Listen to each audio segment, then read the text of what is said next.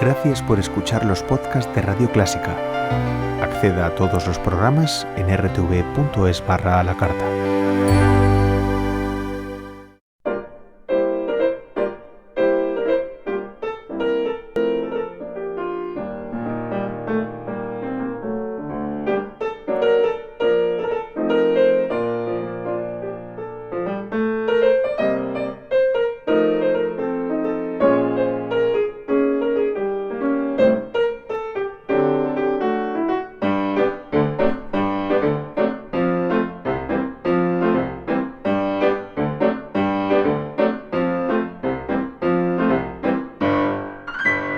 Escuchar mejor y disfrutar más de la música. Ese es el objetivo que persigue este programa. ¿Y cómo lo haremos? Pues descúbrelo todos los sábados a las 6 de la tarde en la sintonía y en los podcasts de Radio Clásica. ¿Por qué gato jazz? Bueno, princesita, te lo voy a explicar. Todos quieren ser ya gatos jazz, porque ellos son de los que más saben sincopar. Cierto, todos quieren ya tocar el felino jazz. Bueno, pues esta tarde tenemos un contenido muy especial en el estudio 206. A este capítulo lo hemos titulado Improvisando. Tendremos música en vivo, como siempre, tratando este concepto fundamental de la música desde varias perspectivas. Como sabéis, el objetivo fundamental de este programa es que todos nosotros aprendamos a escuchar mejor. Y para ello necesitamos siempre algunas claves.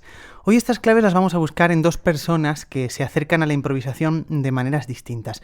Antes de hablar con ellos, tenemos que mencionar que la improvisación, que hoy en día asumimos como algo separado de la partitura, o sea, del texto musical escrito, para todos los compositores famosos del barroco, del clasicismo o del romanticismo, la improvisación fue una fuente enorme de inspiración. Y no solo de inspiración, sino de experimentación. Como sabéis, aquí en Abre los Oídos nos gusta experimentar y entender las cosas no solo desde un punto de vista lógico e intelectual, sino poder percibirlo también en nuestro propio ser a través del sonido. Vamos a hablar hoy y vamos a escuchar música de tres compositores, Bach, Mozart y Beethoven. Y os vamos a presentar ya a los invitados de lujo que nos acompañan hoy en el programa. Por un lado, Moisés Sánchez, pianista, hablamos, ¿eh? Hola Darío, encantado. Muchas gracias por estar con nosotros. Y al otro lado, el pianista y musicólogo, maestro de maestros en España, Luca Chiantore. Hola a todo el mundo y muchas gracias por la invitación. Pues me gustaba mucho la idea de juntaros a los dos, porque he percibido en ambos siempre una voluntad y una forma muy amplia y libre de entender el arte musical, pero al mismo tiempo muy rigurosa. En tu caso, Luca, esta rigurosidad viene del gran conocimiento de las fuentes históricas y de las partituras originales de los compositores. Tú eres un gran experto, entre otros, en la obra para piano de Beethoven, a la que has dedicado tu tesis y sobre la que escribiste hace tiempo ya el libro de Beethoven al piano, hace ya años, y ahora presentas el libro Tone Moves, que es una ampliación de ese primer trabajo donde agregas todos esos descubrimientos que se van agregando a tu experiencia artística. ¿Qué es este libro, Tone Moves? Tone Moves es, en principio, la versión española de la historia de la técnica pianística y publicó Alianza en el 2001, solo que el proceso de trabajo ha convertido lo que en principio iba a ser una traducción en una reescritura completa y un repensar muy profundamente mucho de lo que eran los contenidos de aquel libro. De modo que no es solo un libro en inglés, sino es también un libro nuevo de algún modo para mí, aunque la idea básica es la misma, pero se ven mucho los 18 años que han pasado dentro de mí y en cómo yo veo las cosas y fuera de mí también, porque la musicología, la música que nos rodea ha cambiado en este tiempo. Dices que la situación ha cambiado, pero ¿cómo se ve el conocimiento o la formación en la improvisación a la hora de consultar estas fuentes históricas? ¿Cómo crees que cambia la perspectiva de un músico que ha jugado con la improvisación o que entiende la improvisación sobre estos materiales? Por ejemplo, en este caso, en Beethoven. Las fuentes históricas nos hablan constantemente de un pensamiento muy flexible ante la música. En sus muchas dimensiones. Nos enseñan de entrada que no existe una barrera muy clara entre lo que es improvisado y lo que no lo es. Si la hemos generado en el siglo XX tratando las partituras de una cierta manera, es porque hemos creado un poco artificialmente una barrera que en su día no existió. Claro que hay procesos improvisativos en el sentido de que hay cosas que se deciden en el momento, pero también hay una manera de vivir la música en la que quizás no sea tan decisivo el hecho de que la nota que en principio está fijada en un cierto momento para ser tocada en ese sitio, esté en ese sitio o un poco después, un poco antes, y que el acorde haya cambiado. O sea, esta obsesión por la perfección de la obra, entendida como algo cerrado, inamovible, es una creación muy tardía, que desde luego nada tenía que ver con el pensamiento ni de Bach, ni de Mozart, ni de Beethoven, ni de mucha gente posterior a él. De hecho, cuando yo escribí el libro sobre Beethoven y en todo lo que fue un poco mi investigación doctoral, una de las ideas esenciales que acabé por defender es precisamente que se trataba de rescatar a Beethoven del Beethoven que nos hemos inventado a posteriori, en el sentido de que hemos creado en torno a Beethoven una mitología y una idea según la cual Beethoven sería tantas cosas que él no fue, que fue y su música se convirtió en un pivote de una manera de pensar la música que sí correspondía a la época en el mejor de los casos, a la época de los contemporáneos de Wagner, y en todo caso, sobre todo, el siglo XX. ¿Improvisaba mucho Beethoven? Improvisaba continuamente, y de hecho no tendríamos a Beethoven sin la improvisación, visto que durante muchos años se ganó la vida improvisando. El resto eran migaja en su actividad profesional. ¿Así? ¿Cómo es eso? Él básicamente interpretar en vivo y abrirse un nombre para que después pudiera vivir vendiéndole a los amateurs de Viena sus composiciones, lo hacía improvisando. Él nunca tocó en público ninguna de sus sonatas. Sus sonatas eran para que las compraran los amateurs y con eso los editores le pagaran un dinerito.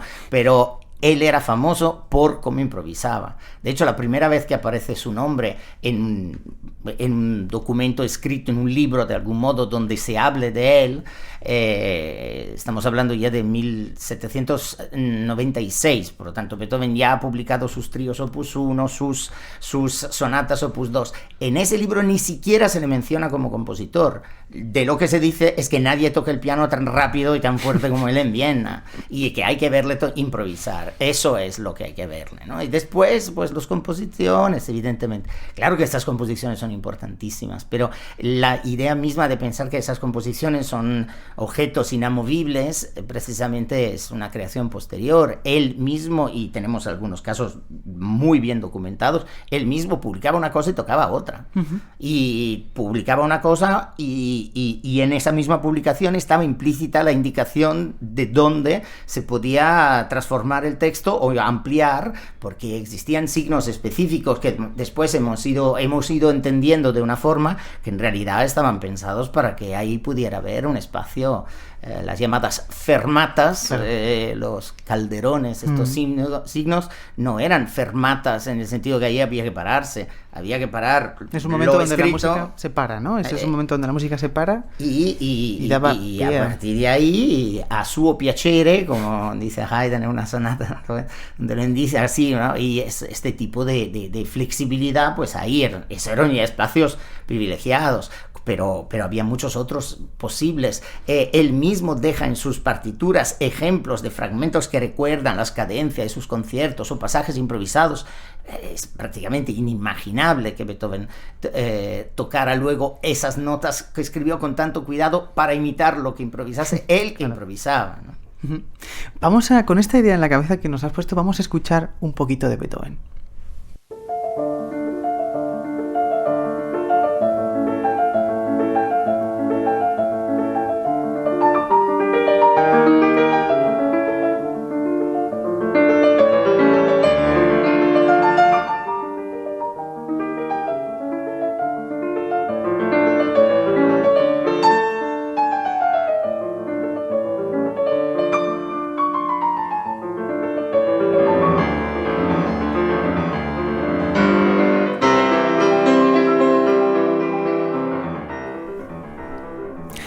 Pues escuchábamos esa versión de Wilhelm Kempff del tercer movimiento de la sonata Tempestad de Beethoven.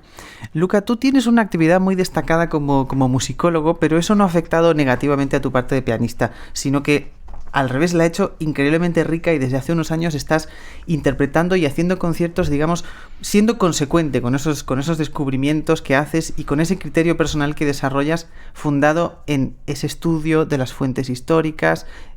Dime, ¿crees que es difícil hacerse o tener un criterio personal en el mundo de la música en nuestros días? Esta es una pregunta compleja porque así es muy amplia. Sí es difícil, sinceramente creo que es difícil mientras sigamos muy fielmente la tradición. Uh-huh. Ahí sí, porque la tradición clásica ha tendido a avalar una manera de tocar muy, muy estandarizada, dentro de la cual, por supuesto, se puede tocar mejor o peor, pero es muy difícil reconocer, siendo sinceros, un intérprete de otros. Los matices son muy pequeños, porque parece que todo lo que tiene que hacer un intérprete es finalmente devolver al público, de entregar al público la idea que el compositor tenía de la obra. Y ese es el mito, ¿no? Lo que en realidad en los intérpretes hacemos todos de alguna manera cuando seguimos una tradición es eso, seguir la tradición, eso para empezar. Lo que el compositor hacía muchas veces ha quedado por el camino y lo que ha intervenido es otro tipo de práctica, como se ve muy claro de entrada por los instrumentos que han cambiado, pero también el público, las salas, la forma de imaginar esa música, de pensar esa música. O sea que, digamos, la tradición a la que respondemos nosotros no es, lógicamente, a la que respondían ellos, los autores. Es que la tradición se hace, la tradición está en camino, está en movimiento, ¿no? Es una idea completamente ajena a cualquier sentido común. Puede pensar que la tradición devuelve y transmite las prácticas humanas como si fueran objetos fijos que con que no se rompan son los mismos que... No, o sea, no, esto no funciona así, ¿no? Entonces, lo que hace la musicología muchas veces es ayudarnos a comprender cómo ha funcionado este cambio. Mira, esta sonata de Beethoven se ve muy claro. Esta sonata 31 número 2, de lo poco que sabemos acerca de su gestación, lo sabemos a través de unos documentos escritos, unos manuscritos, en los cuales sabemos con certeza que Beethoven durante mucho tiempo no tuvo ni claro si era una sonata en re menor, si era en la menor, si empezaría así, si empezara de otra manera, si igual iba a tener 4 movimientos, luego 3, etc. En un trabajo muy artesanal, que nada tiene que ver con la idea de la inspiración y la genialidad aparece en estas mentes privilegiadas. Todo esto es un invento absoluto que nada tiene que ver con el día a día de esta gente. Y si hay algo que inspiraba a Beethoven, muchas veces eran cosas de una trivialidad absoluta. En este caso, en el caso de este tercer movimiento, tenemos esa anécdota que nos viene de un alumno que estaba ahí presente en casa de Beethoven teniendo que dar clase. Y a cierto punto, estamos hablando del centro de Viena, por lo tanto una ciudad en la que había caballos y se movían los caballos, se movían despacio, y de golpe se oye a alguien al galope, pasando al galope, debajo de la ventana. Eso dice esa anécdota. Claro, ese caballo al galope, Beethoven se ve para el alumno y dice, vale, ya se ha acabado la clase y ya tengo trabajo que hacer. Esa anécdota muy, muy romántica, si queremos, ¿no? En ese imaginario. Pero no es tan extraño. Ese tipo de diseño evoca justamente la cabalgada, y eso en el centro de una ciudad es algo excepcional. En todo caso, esa idea, sea cuanto haya de cierto, cuanto haya de memoria romantizada, esa idea del pensar si esta sonata y el principio mismo, si tenemos un...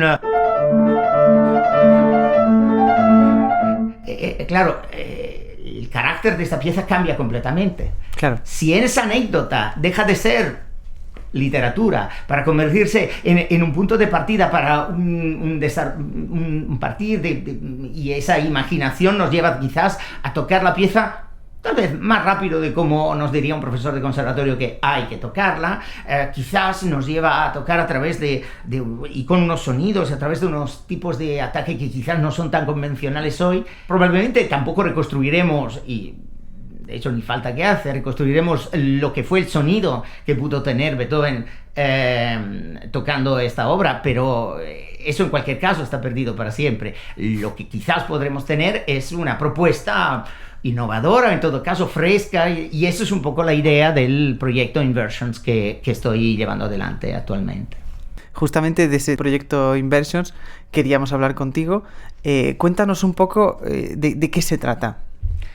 La idea nace precisamente de mi inquietud a la hora de interrogarme sobre qué hacer con toda esa información musicológica.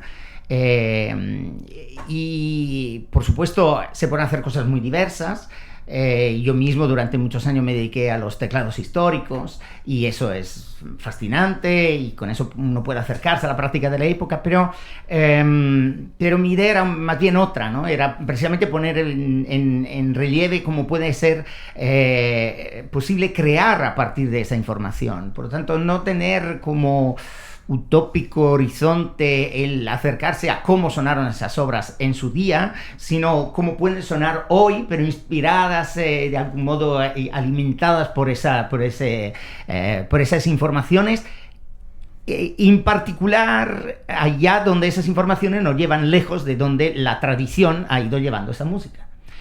En algunos casos esto está directamente ligado a la improvisación o en todo caso al repensar el texto como algo cerrado. Por ejemplo, una cosa que de hecho no es ninguna novedad, pero que aún no se ve tan frecuentemente en nuestra sala de concierto, durante todo el siglo XVIII, el siglo XIX y una parte significativa del XX, las obras no se tocaban empezando por la primera nota, siempre se hacía un preludio. Hay libros enteros escritos sobre ese arte de preludiar.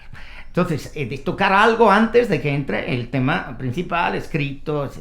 Entonces, rescatar esa idea. Así como rescatar la idea de que si de verdad tocamos una obra de diferentes movimientos, rescatar la idea de un interludio, ayudar a percibir esa continuidad de movimientos que muchas veces en los conciertos clásicos está interrumpida no ya por la concentración y la meditación, ese silencio mágico que se puede generar entre un movimiento y otro, sino por una alud de golpes de tos y movimientos inconexos que pero parecen mejores que un aplauso después de un primer movimiento, estos con los conciertos sinfónicos pasa particularmente, ¿no? Bueno, eso es algo que a lo largo del siglo XX hemos ido considerando mejor que aplaudir, mejor callarse, intentar contener los nervios y no hablar siquiera con el vecino, pero resulta que el 18 y el 19 estaban pensados completamente diferente. La gente aplaudía entre movimiento y movimiento, aplaudía al final de un solo, aplaudía todo el tiempo si les gustaba, y si no aplaudían era un problema porque el intérprete se sentía como que no está gustando lo que está haciendo. Claro. Entonces, esa idea de repensar esas dinámicas y repensar también el quehacer con las propias notas, ¿no? Y muchas veces jugando con esas fuentes. Por ejemplo, antes hemos dicho, Beethoven parece que el caballo galope haya inspirado esa sonata, pero ya lo que seguro no es una opinión, una posibilidad, sino una certeza, se apuntó en sus apuntes de trabajo todo tipo de temas, ideas, acordes y a veces estímulos externos allá donde le parecían llamar la atención. Por ejemplo, en sus apuntes de trabajo, de cuando él era casi un adolescente, porque tenía 17, 18 años cuando escribe esto, se apunta en 2 sitios diferentes el canto del sereno. Porque él trabajaba durante todo el día para sustituir a su padre en la capilla y lo que acababa por hacer era estudiar toda la noche, de esto sabemos. Y durante la noche pasaba el sereno debajo de su casa. Y resulta que el sereno de Bonn de la época, pues debió de cantar algo así y a él le llamó mucho la atención. Y otra vez cantó esto. Ese canto del sereno parece una anécdota histórica, pero a mí me llama la atención. Y más si se trata de tocar una sonata que probablemente él no ambientó en absoluto, pensó relacionado con la noche, pero nosotros relacionamos con la noche, como es el Claro de Luna. Título apócrifo donde los haya, pero no importa, para nosotros, Claro de Luna, etc. Entonces, por ejemplo, en este proyecto Inversions yo toco en concierto este Claro de Luna y a lo mejor puedo empezar así.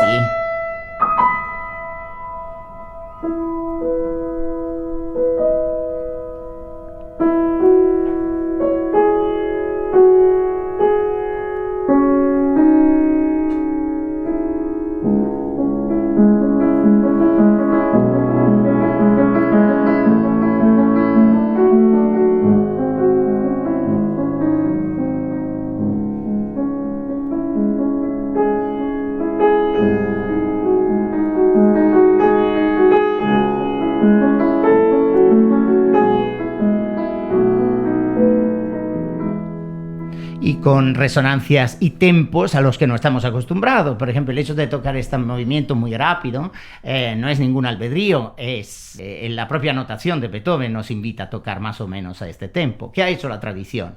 Ralentizar los tiempos lentos, no solo en este caso, todos los tiempos lentos. Y es muy bonito oír este movimiento 2 o 3 veces más despacio que esto, con este aire contemplativo maravilloso. No digo que no, pero no es la única opción. Y desde luego no es la que más directamente procede de una partitura en la que Beethoven claramente ha indicado una velocidad más elevada de la que habitualmente se oye en nuestros auditorios. Otra cosa que hago es acudir a todos los apuntes de trabajo, que es una de las grandes fuentes que tenemos en el caso de Beethoven, donde Beethoven nos apuntaba para su uso personal los temas antes de que la obra estuviera acabada. Claro que al final él decide publicarla de una cierta manera, por lo tanto eso de algún modo queda material descartado, pero ese material descartado el público no lo puede escuchar nunca, y entre cosas que Beethoven descarta encontramos cosas muy interesantes. Por ejemplo, cuando Beethoven en este mismo movimiento nosotros estamos acostumbrados a oír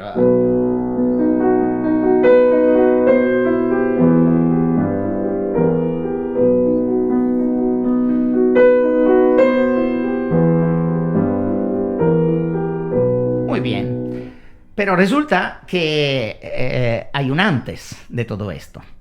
Por ejemplo, la primera vez que Beethoven escribe algo relacionado con este movimiento, y ya hablamos de varios años antes de todo esto, Beethoven escribe esto.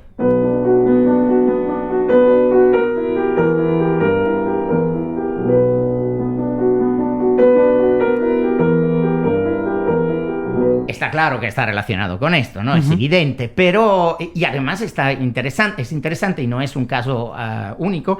Beethoven empieza a escribir la sonata de aquí, no del tema principal, sino de un pasaje completamente porque esto que has tocado es un pasaje que está en el medio en el medio de todo esto. Pero luego también tenemos una apoyatura que permite que este tema se convierte en esto. Y esto resulta también interesante. Entonces, ¿qué hago en el proyecto Inversions? Allá donde tenemos diferente material, yo trabajo sobre este material y me permito quitar las notas que Beethoven dejó como versión definitiva, insisto, para que esta obra se vendiera al público. Otra cosa es lo que él hiciera para su uso personal, eso no lo sabemos, pero donde lo sabemos da la sensación que no hacía bien eso que publicaba. Pero yo desde luego me permito no tocar esto. Aquí, por ejemplo, tengo diferentes versiones y lo que hago es improvisar en público cuál de ellas hago. Por ejemplo, me gusta la idea de hacer esto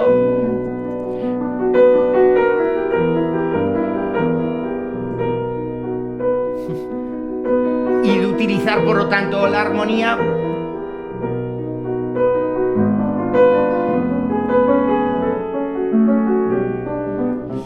pero quizás también cabe incluso la posibilidad de hacer y al mismo tiempo la otra versión.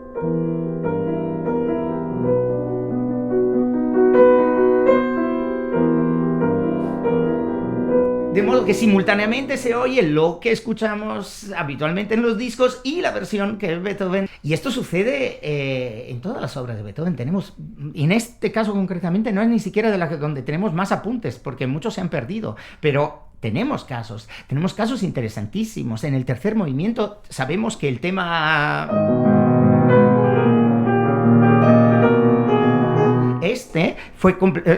nació de otra manera. Y entonces...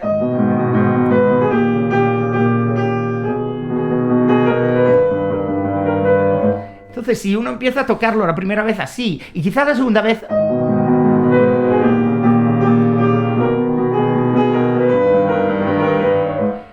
ya la cosa se transforma, y entonces las relaciones también con el tema que poco después cierra esta sección de esta misma sonata, donde Beethoven descarta un fragmento magnífico como este.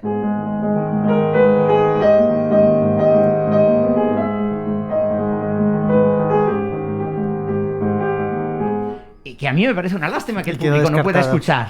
Entonces, ¿por qué no? Y entonces juego con ello. Siempre, además, con la idea de que allá donde el tema se presenta varias veces, nunca tocarlo igual. Porque no me gusta hacer siempre las mismas cosas, siempre igual. Y entonces transformar, y de algún modo es una manera también de acercar al público a ese proceso que ha sido muy estudiado, sobre el cual hay ensayos, libros, artículos, pero que luego el público no escucha, de ese proceso de trabajo, ¿no? Donde el tema, en este caso concretamente, yo solo la última vez en que se presenta ese tema en esta sonata, lo toco como el público está acostumbrado a escucharlo. De modo que de algún modo acompaño un poco en el viaje de Beethoven en torno a ese tema y vamos juntos acompañando, transformando ese tema poco a poco, ¿no?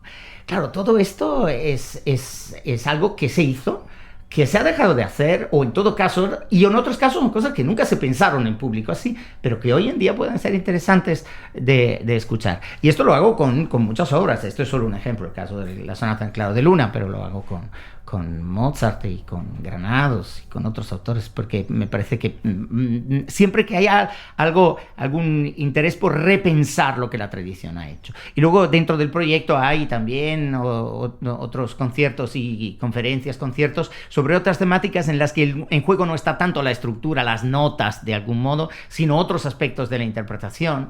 Aquí también, en cierta medida, la velocidad, el cierto uso de los pedales, etcétera, pero de algún modo donde siempre está en juego el hecho de que las fuentes históricas, la musicología nos pueda dar también la ocasión de repensar realmente de manera bastante radical lo que son los límites que la tradición parece estar entregándonos como lugar al cual tenemos que acotar y nuestro ratio de acción.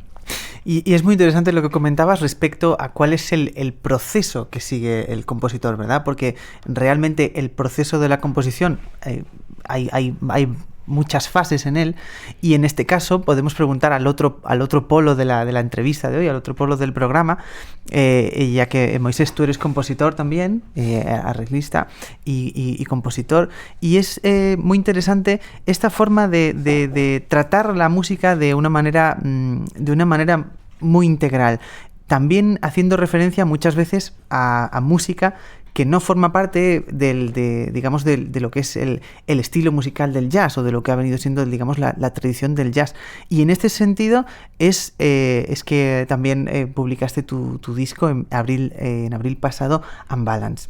Sí, la verdad es que escuchando a Luca hay una cantidad tan grande de conceptos relacionados entre el jazz, la improvisación en la época de Beethoven o Bach y lo que ocurría realmente en la vida real, en los conciertos, ¿no? En el día a día, y el hecho de la improvisación ahora mismo, ¿no? en el ámbito jazzístico, mucho más cercana de lo que la gente normalmente piensa, ¿no? El hecho de, por ejemplo, hay un concepto muy, muy interesante que es el tema de cómo debe sonar la tradición, a qué suena la tradición, ¿no? Uh-huh. Realmente el acercamiento a la improvisación pienso que tiene sentido cuando una persona es capaz de mostrar su ser. O sea, quiero decir que aproximándose, creo que la aproximación que, por ejemplo, que tiene Luca me parece muy interesante porque se le ve a él, se ve una idea de él, ¿no? Y es tan difícil tocar ahora mismo, por ejemplo, imagínate una sonata de Beethoven después de tantos y tantos intérpretes que la han tocado, que por lo menos en mi caso nunca la voy a tocar mejor que ellos, ¿no? Si, la única manera en la que yo puedo acercarme a ella es intentando que se me vea quién soy yo, ¿no? Y en el jazz pasa lo mismo. Realmente, por ejemplo, So What de Miles, la única manera o el único sentido que yo le encuentro es volver a tocar So What, es que cuando alguien oiga diga, este es Moisés tocando So What, ¿no? Por ejemplo, porque si no, o sea, ¿qué lo voy a tocar como Miles? O como lo tocaba Bill Evans, ¿no? Es que no lo voy a hacer mejor. Es que mejor, peor es un concepto muy, muy, muy abstracto, ¿no? Porque ¿qué es mejor, qué es peor en la improvisación? En la improvisación, al fin y al cabo, es un salto al vacío, tú tienes unos elementos. Sí que creo, por ejemplo, en mi caso, a mí me ayuda mucho tener un conocimiento amplio de la armonía, de los modos, de varios estilos, tanto anclados, digamos, en la música clásica o contemporánea como en el jazz. Entonces eso me hace reaccionar en tiempo real a un elemento rítmico, melódico o armónico, y yo de repente pues juego con él, ¿no? Como luego podemos mostrar si quieres en el piano.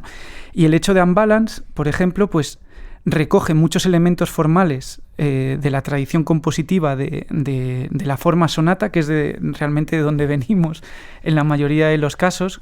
Tiene 3 movimientos, tiene una melodía que luego se reexpone, tiene un segundo movimiento adagio, etcétera, pero que, como bien dice Luca, eso, bueno, nos lo hemos inventado un poco, ¿no? Porque yo estoy seguro de que si tuviésemos la suerte de poder hablar ahora mismo con Beethoven o Bach o el mismo Mozart sobre sus propias obras, cómo las tocarían a ellos, pues vete tú a saber, ¿no? Porque, o sea, lo que sí que tengo seguro es que no las tocarían como nosotros, como lo tenemos en la edición Urtext, ¿sabes? Es que no lo harían. Sí, dime. Yo estoy seguro de entrada que Mozart y Beethoven suspenderían cualquier examen de análisis musical en cualquier conservatorio del mundo, porque por no saber no sabrían ni siquiera decir que lo que han hecho es en forma sonata, porque la forma sonata es un invento formal que además se sabe cuándo se inventa en 1845, ellos estaban todos muertos. Estaban muertos. Por lo tanto, y es una manera de mirar esa música a posteriori y a hablar de ella, y muy legítimo, y puede ser muy importante, hemos construido mucho sobre ello, pero no es la única. Claro, y el problema además con esto es que no, es como la música que uno hace, ¿no? Me recuerda pues lo tienes que poner, no, esto es jazz, esto es contemporáneo, esto es música clásica, pero realmente son elementos formales, como dice Luca, inventados totalmente para nosotros poder entendernos. Pero claro, que cuando uno define, limita, ¿no? Y se pierden una cantidad de cosas por el camino que tienen mucha repercusión en el devenir de la música y en la historia de la música, hasta el punto de perder ideas o perder estilos por el camino muy válidos, muy interesantes y muy válidos, ¿no? Realmente con Unbalance, por ejemplo, lo que yo pretendo, ahí una cantidad de... En Unbalance hay contrapunto, en Unbalance hay armonía, digamos, englobada dentro del clásico, pero también hay electrónica, hay jazz contemporáneo y jazz tradicional, hay cifrado americano al más puro estilo jazzístico, pero luego hay reexposición, forma de concierto, de tal, no sé qué. O sea, realmente hay una cantidad de cosas que realmente son un grito a la ruptura de barreras, ¿no? Que es cómo yo concibo la música, tanto improvisando como componiendo. Y en tu propia formación, ¿qué crees que ha sido el elemento fundamental para acceder a esa visión de Sin Barreras? Para mí el crisol de músicas al que tuve acceso desde pequeño. Nunca en mi casa hubo una barrera entre estar escuchando de repente a John Coltrane, pasar luego a cualquier sinfonía de Sostakovich, después escuchar King Crimson o Genesis y luego poner Björk.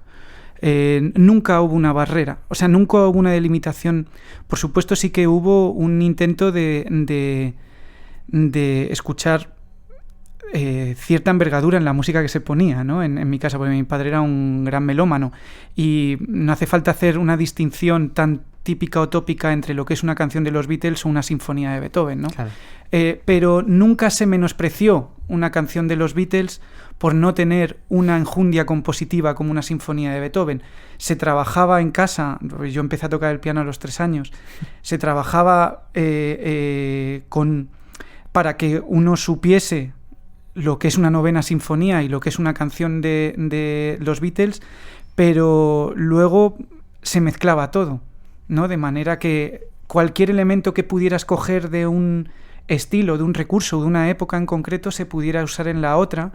Y eso a mí, particularmente por la manera tan peculiar que he tenido de aprender música, me ha servido muy mucho para conferirme un sonido, digamos, más personal, que si hubiese ido desde el principio por los cauces normales de aprendizaje, tanto por el conservatorio como por una escuela de jazz, ¿no? Pues vamos a escuchar, si te parece, un poquito de ese Unbalanced.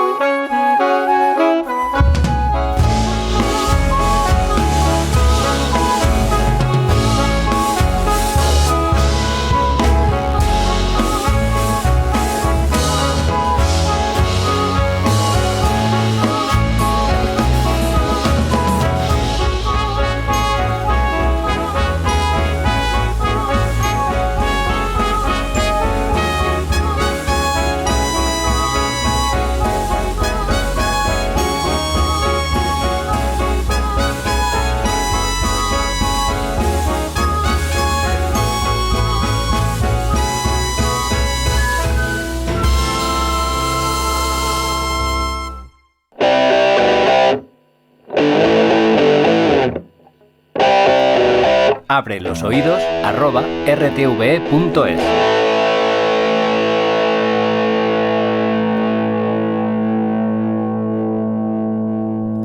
Pues Moisés, con eso de que esa visión de la música de la que nos hablabas, te proponíamos que nos mostraras de manera más que podamos percibirlo todos, cómo se puede modificar un texto que ya conocemos o una música que ya conocemos teniendo ese acervo de otras músicas. Bueno, lo principal es, para mí, o por lo menos desde el sitio en el que yo trabajo, es un conocimiento armónico, melódico y rítmico de la melodía lo más exhaustivo posible, ¿no? Tanto a la hora de improvisar o modificar, un improvisador siempre va a los elementos más identificativos de esa obra, ¿no? Si de repente, por ejemplo, se ve muy claro, si tuvieras la Quinta Sinfonía, eso te vale.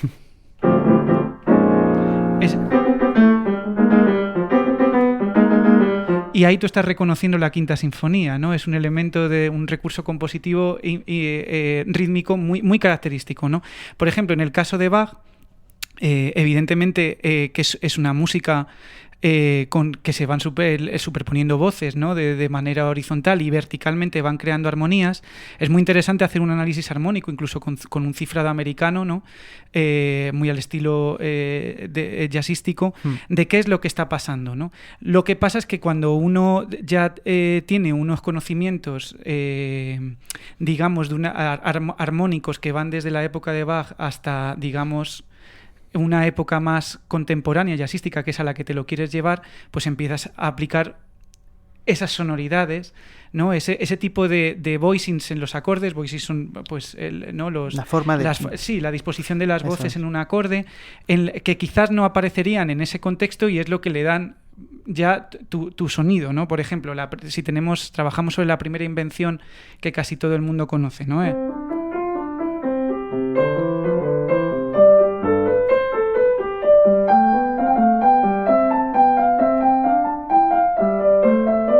Etcétera, ¿no? Uh-huh. Entonces, yo ya sé, por ejemplo, ahí me está do, re, mi, fa, ¿no? Yo ahí tengo un acorde, esto es un poco técnico, pero lo digo, tengo un acorde do sus 4, ¿no?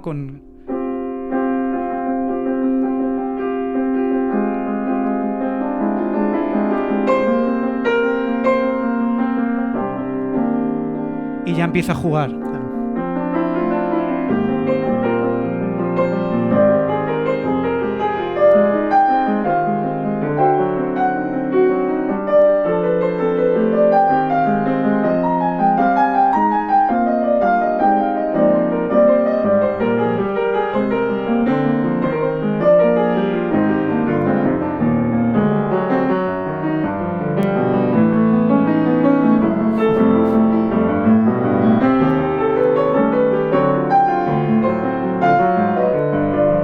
Ya te lo empiezas a llevar a un sonido, digamos, si quieres tocar más tradicional, me mantengo aquí, ¿no?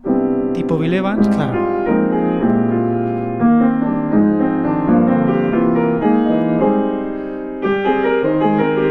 Por ejemplo, empleo recursos como contestar con la mano izquierda. Todo esto lo estoy improvisando en tiempo real,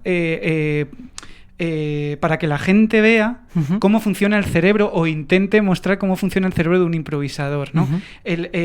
Puedo echar mano de distintos recursos estilísticos o hacerlo sonar, digamos, como el romanticismo del siglo XIX, ¿no?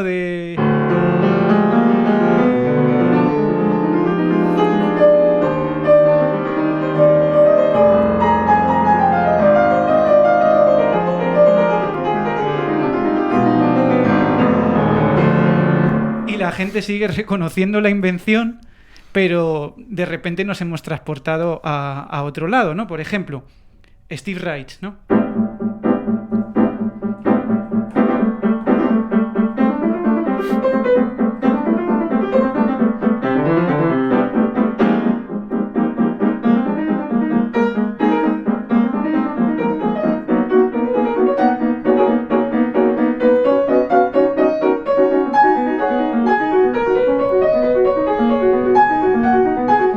etcétera, etcétera, ¿no? Claro. Entonces, realmente lo que hay que hacer es un recorrido. O sea, a mí me fascina esto, porque a mí me encanta la música, desde cualquier época hasta cualquier género, ¿no? Entonces, lo que sí que hago es estudiar a los compositores, claro, de qué es lo que usan, los recursos, realmente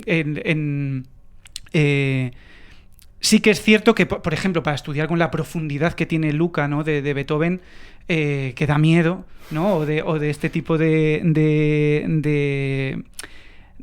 recursos que todos utilizamos. O sea, yo no voy tan allá, ¿no? A lo mejor con algún compositor en concreto, como Bartók o Stravinsky, que me fascinan, sí que me he metido más, ¿no? En cómo usa, por ejemplo, Bartók, ¿no? Si me lo quisiera llevar... tenemos, por ejemplo, el concierto para piano número 2, ¿no? Que empieza con estas quintas paralelas, ¿no? Pues entonces, imagínate que tenemos esto, ¿no? La invención. Pues yo, sabiendo ese recurso, para que la gente lo entienda bien...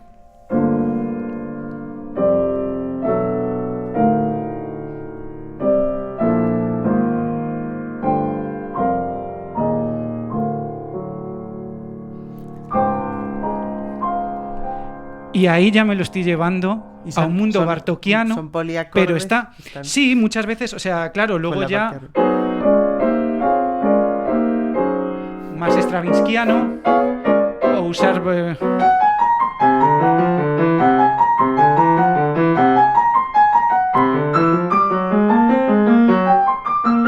ya empiezas a emplear distintos lenguajes y al final, por ejemplo, Bach... no deja de ser, o sea, Charlie Parker, por ejemplo, en todas las líneas de bebop, de tal, él era un gran estudioso de Bach, claro, ¿no? Y luego Stravinsky se acercó a Charlie Parker y Bartók se acercó al jazz. O sea, al final la música está muy íntimamente relacionada entre sí, porque no deja de ser música, ¿no? Y ese es mi concepto desde el cual yo trabajo, con el mayor de los respetos, pero siempre intentando romper la barrera estilística, digamos, ¿no? Es decir, la música es música, y ¿por qué yo no voy a poder relacionar Beethoven, que improvisaba como Dios, con Charlie Parker? Pues claro que sí, ¿no? Y aquí, bueno, espero haber puesto en el piano ejemplos un poco claros de cómo funciona el cerebro, ¿no? Improvisando y cómo coges el material y lo modificas. Completamente. Desde luego esto nos sirve mucho para abrir los oídos y para crear esas nuevas relaciones que quizá pues no las teníamos con nosotros. Os proponíamos a los dos una cosa muy caprichosa ya quizá por mi parte, que era juntar estas dos mentes musicales enormes y ver qué salía. Entonces, bueno, pues estamos un poco abiertos a lo que queráis, pero yo os proponía el material que aparece en la fantasía en re menor. Bueno, en realidad esto lo proponías tú, Luca, creo, la fantasía en re menor de Mozart. Sí, la fantasía en re menor de Mozart es una de las piezas clave de este proyecto que estoy llevando adelante, ¿no? Lo que acaba de decir Moisés me parece interesante ver cómo nosotros decimos que las barreras estilísticas son, y en esto coincidimos completamente, Moisés y yo, se vuelven una jaula, ¿no? Parece que explican la música, pero luego también la aprisionan, ¿no? Un poco. Claro. El caso de Mozart, ¿no? Compositor de clasicismo, etc. Y resulta que parece como que las notas de Mozart son tan del clasicismo que hay que tocarlas de acuerdo con el clasicismo. Lo típico es que escuchemos una obra como esta,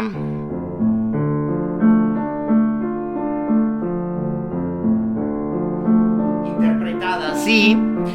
Moisés ha mostrado... Te estás refiriendo al tempo, ¿no? Al pulso. A este tempo, con este tipo de sonido, etc. Uh-huh. Moisés ha explicado muy bien cómo, tocando otras notas que de algún modo proceden de otros códigos, todo esto se puede transformar. Yo digo que a veces incluso no hace falta ni cambiar las notas. Solo tocando esto más rápido, con otro pedal, y no es ningún albedrío, sino de nuevo acudir a las fuentes históricas, porque esto en la época de Mozart no se tocaba a esta velocidad, sino a esta otra.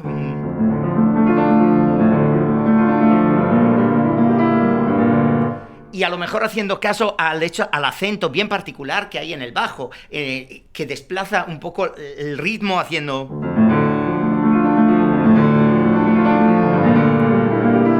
si a eso le añadimos el hecho que esto está escrito justo en la época en la que Mozart en su casa estaba experimentando con el pedalier, que era un añadido al instrumento que permitía tocar notas como estas. Entonces, lo que antes sonaba tan clásico puede que suene así.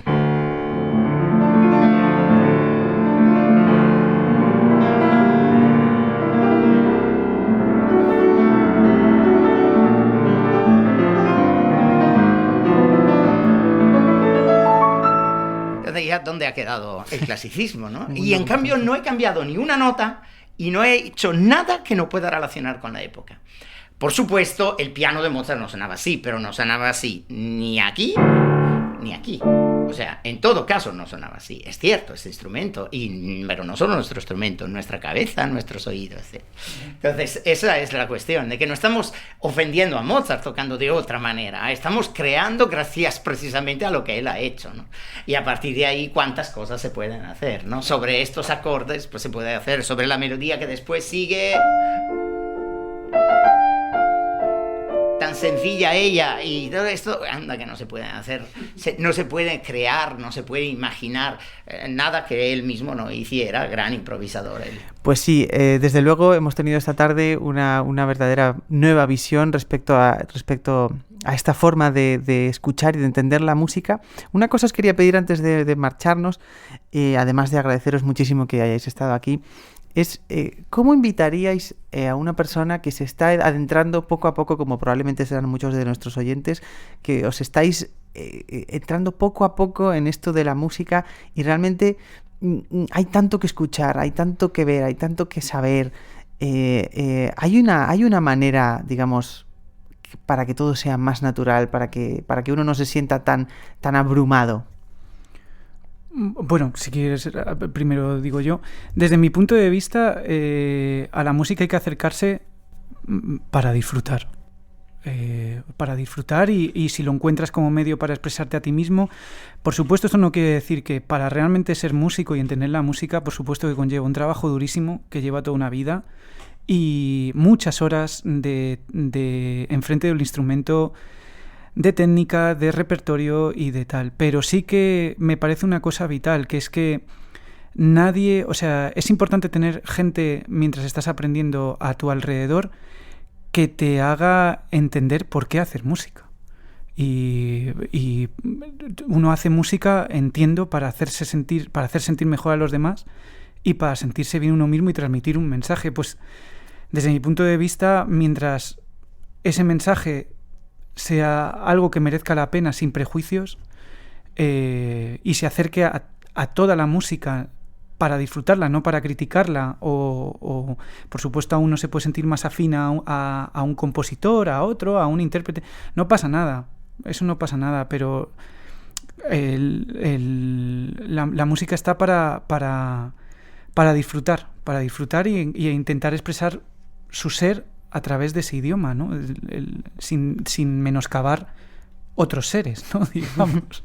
Sí, yo creo que si hablamos de acercarse a la música como una actividad que uno quiera hacer por placer o también, quién sabe, a través de ese estudio algún día soñando con ser incluso un profesional de la música, si hablamos del camino que nos lleva hacia poder vivir de la música, desde luego hay que recorrerlo con el placer, incluso el placer del esfuerzo que supone eso.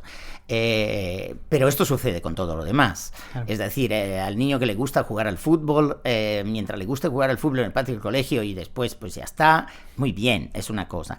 Al que verdaderamente quiere ver si puede algún día jugar en el Bernabéu, ese niño, la diferencia con respecto al otro niño no la ves, lo bien que disfruta marcando el gol el día del partido, no, lo ves, lo determinado que es cada día, llueva o yendo a entrenar en la disciplina, o sea, y el placer que supone el ponerse el chándal y prepararse la mochila para irse al entreno. Totalmente. Y el entreno es cualquier cosa menos teóricamente algo así entusiasmante, pero no, pero ahí está, y eso no es una manera idílica, lo hemos probado todos. O sea, es el placer con el que te sientas al instrumento a repetir por 10ª vez la misma cosa o estudiar una cosa. Es decir, ese es parte del trabajo. Después, luego, aún así, incluso cuando llegas a ser profesional, o sea, hay momentos duros, o sea, y es complicado, pero es ese tipo de disciplina, ¿no? Y el placer que te acarrea esto. Y si hablamos, por otro lado, también del placer del escuchar esa música, eso también tiene que ser del lado del placer inteligente, del placer que nos proporciona el ver cómo nos cultivamos como personas y todo. Pero el placer... por eso me parece tan triste y sinceramente preocupante que sea tantas veces lo que la música clásica ha generado, la idea del, bueno, yo no sé, es que yo no sé de música. No, o sea, esto no lo acepto. Sí. Yo no sé de pirotecnia, pero me permite disfrutar de un castillo de fuegos artificiales. Claro. Yo no sé de verdad ni encestar nada, pero un buen partido de la NBA, caramba, disfruto de él. Entonces, sí, eso es esa idea. Yo voy a contar una anécdota sin dar nombres, ya para terminar por mi parte, que resume muy bien lo que es la música. Yo fui a dar unas masterclasses de improvisación a un superior, da igual, ¿no? Y había gente muy buena tocando. Y me acuerdo de una clarinetista que llevaba tocando el clarinete desde los 6 años, ¿no? Y estaba a punto de terminar. Y le pedí que tocara en sol mayor. Digo, cualquier motivo melódico de 4 notas, ¿no? Tiroriro, o lo que sea, o tirorero. Tras el 4º o 5º intento, mientras yo le ponía el acorde, la tipa empezó a temblar, soltó el clarinete y se puso a llorar. Porque no era capaz. Y tocaba conciertos. Y ese momento, que hace muchos años de eso, a mí me marcó la vida. Porque lo que pensé es, la música no puede ser esto. Claro. Esto no merece la pena. O sea, desde mi punto de vista. Y si puedo añadir algo, y es una nota de esperanza, digamos, en ese sentido, hay muchas personas, y en este país en particular además, que han luchado mucho para que esto cambie y han hecho mucho camino. El trabajo absolutamente loable que ha hecho Emilio Molina, consiguiendo trabajar, haciendo que tanta gente, y de hecho directa o indirectamente haciendo que en este momento se estudie, mejor o peor, pero se estudie improvisación en los conservatorios superiores, y que la improvisación empiece a ser en la mente de muchos algo, en todo caso, muy fascinante. Eso es algo que debemos a la labor de personas, y es parte de un movimiento un poco más general. Es decir, esas barreras que había tanto, esa mirada de la música clásica que miraba a las otras músicas con desprecio y superioridad, y la superioridad coincidía en el hecho de que aquí se hace solo la gran música, y la gran música son las obras tal como se han interpretado siempre, etc. Todos esos discursos. Eso ha hecho mucho daño. Y quieras que no, está acabándose. Queda algún dinosaurio por ahí, pero realmente están en peligro de extinción, y yo no voy a hacer nada para evitarlo, sinceramente, porque lo que estamos viendo es un movimiento en otra dirección. Hay muchos músicos que tienen la experiencia y la práctica de la improvisación, y en general de una flexibilidad ante la música, y junto con eso esa mayor también abertura mental, y en este momento no son ya el personaje curioso, anecdótico y minoritario. Estaba Patricia Kopaczynska, y ha ganado el Grammy este año, el Grammy grande, el Grammy de esto, con una propuesta, y ella es un tipo de violinista que de verdad nada tiene que ver con un cierto otro modelo que es muy respetable, pero sinceramente creo que no es el modelo hacia el cual vamos. Bueno, hay una cosa ya imaginemos que leemos un libro y no entendemos las palabras. Sabemos leer las palabras, pero no entendemos lo que significa la frase. Cuando uno se enfrenta a una partitura, durante muchos años ha pasado esto. Uno toca la partitura y no tiene ni idea de lo que está tocando. De lo que está tocando. No tiene ni idea, ni de por la armonía por la que está pasando, ni de cuando se repone la melodía, ni de que aparece una quinta para allá, una tal, ni idea. Entonces, creo que, como dice Luca, afortunadamente ya hay una conciencia de eso, de que eso hay que cambiarlo, porque es una pena, ¿no? Dedicarte a la música, tocar 1001 obras y no entender nada de lo que estás tocando. Hay incluso un marco, pero esto nos llevaría más lejos, pero hay un marco incluso histórico y de teoría de la música un poco en torno a esto. La comparación con hablar de algún modo un idioma que no entendemos nos recuerda mucho el latín. Y no es nada casual, tiene muchísimo que ver lo que ha hecho la música clásica con sus textos, con lo que hemos hecho con el latín, convertido ya no en una lengua de comunicación, sino una parte de un ritual durante mucho tiempo, un ritual en el cual la gente repetía larguísimos textos sin saber realmente lo que querían decir. Y creo que tiene mucho que ver con eso. Sí. Eso es lo que queremos. O sea, queremos que el concierto sea una especie de ir a misa venerando no sé qué misterio y recitando unos textos sagrados que por muy noble que sean los valores que promulguen, en todo caso nos hablan de otro mundo, no de nuestra realidad, y a eso es un espacio finalmente de una instancia de tipo religioso, o es otra cosa. Para mí, yo no tengo duda, yo quiero otra cosa. Si me dedico a la música es porque no quiero eso, quiero otra cosa, y esa otra cosa está hecha también de gestos cotidianos que se pueden plantear de otro modo. Pues nos quedaríamos hablando muchísimas horas, ha sido interesantísimo, os agradezco muchísimo a los dos que hayáis acudido a la invitación, y yo lo que animo a todos los que nos estáis escuchando es a que sigáis a estos dos artistas, porque lo que habéis escuchado aquí, esos pequeños ejemplos, esa filosofía es lo que vais a encontrar si seguís su trayectoria y seguís sus conciertos. A los dos muchas gracias, y a los que nos escucháis también, gracias. Muchas gracias, Darío. Gracias. Hasta luego.